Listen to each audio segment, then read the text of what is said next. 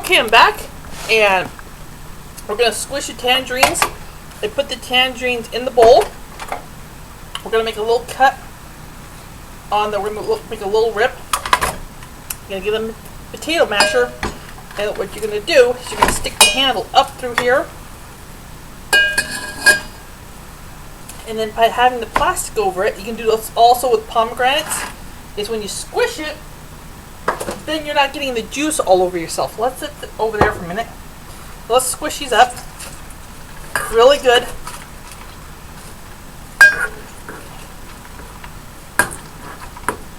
Now if you have a plastic bag from the market, that works even better. You can just squish these really good. Now you can make this recipe with oranges too. Perfectly fine with oranges.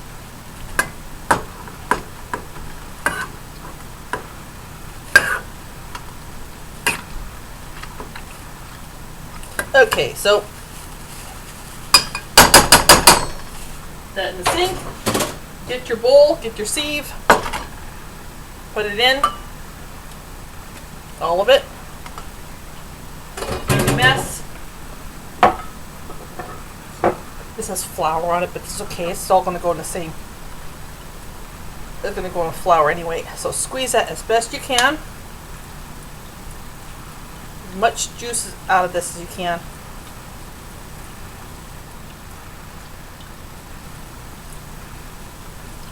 Now what I like to do with the pulp is I'll take this and I'll put it into a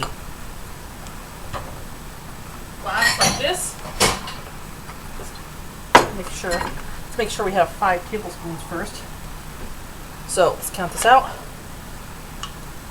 1, 2, 3, 4, 5. Wow, that was perfect. Okay, so put your rest of the pulp in here with seeds. Fill it up with water. Stick this into the refrigerator. It'll get ice cold in about an hour, and then after an hour, take it out. Put it back through the strainer, the sieve. Press the seeds out and the pulp, and you'll have tangerine infused water to drink, and it's really delicious. That's what I do all the time.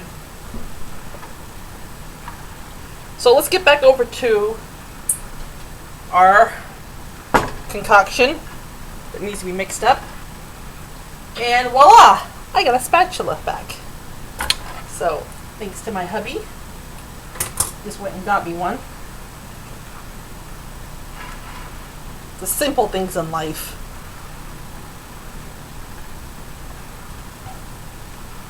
Let's stir that around. Kind of cut in. We'll mix it all together.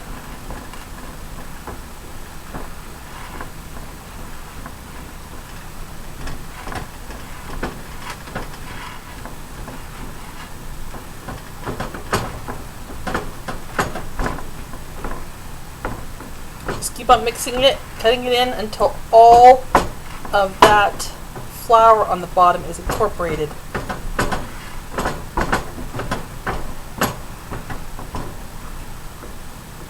But you have to just scoop it up. See that? You want to get all that incorporated. And then what we're going to do now, we're going to use our hands. Get a little, use the back of the tablespoon here.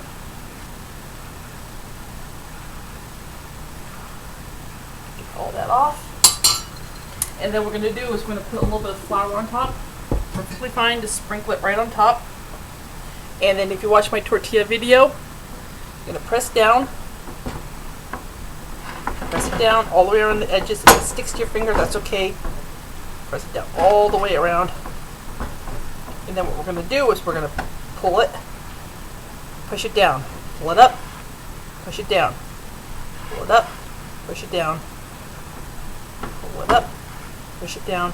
Now this is a dough that you do not want to, we're not going to need this. This is just incorporating it into a loose dough. It's a little sticky, so we're going to add a little bit more flour. Use a spoon this time so we don't. About a tablespoon or less. That's good enough. Turn over. Turn over.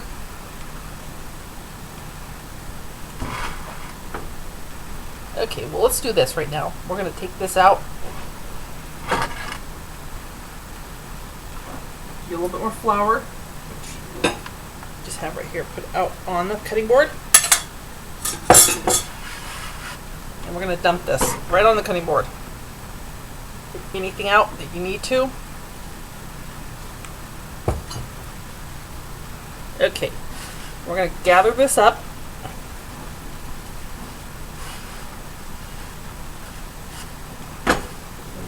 We're just going to make sure it's, okay, this is almost the same concept as now from corn tortillas, from flour tortillas to corn tortillas.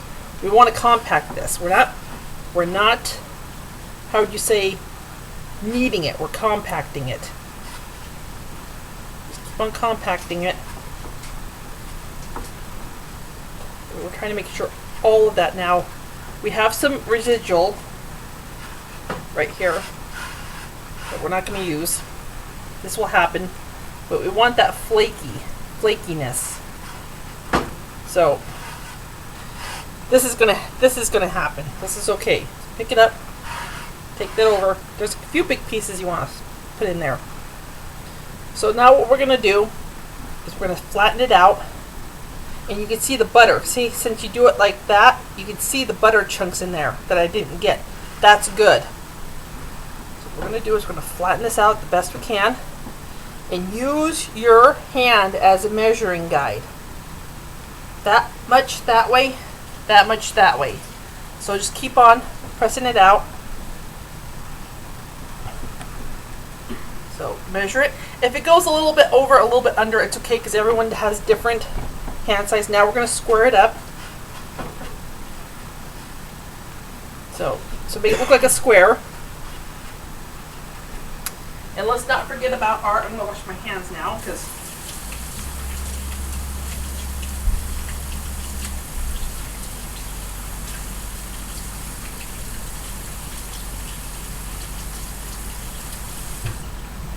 now technically, if you wanted to, you could have added another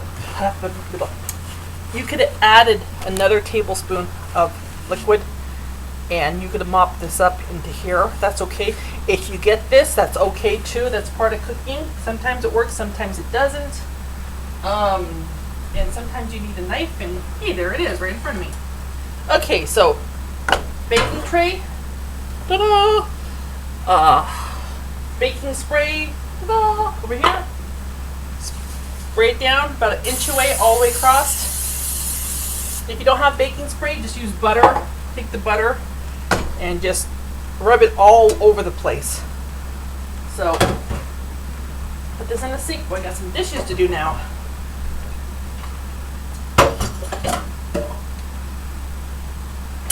Let's put this right here. And then what we're going to do, we're going to cut this in half.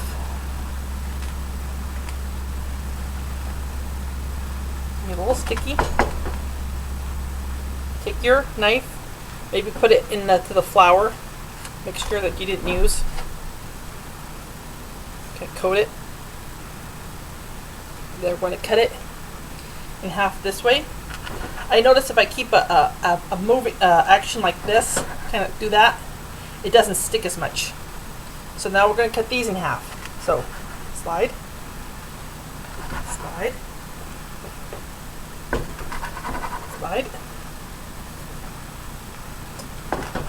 slide. Okay, so we now have 1, 2, 3, 4, 5, 6, 7, 8 individual pieces.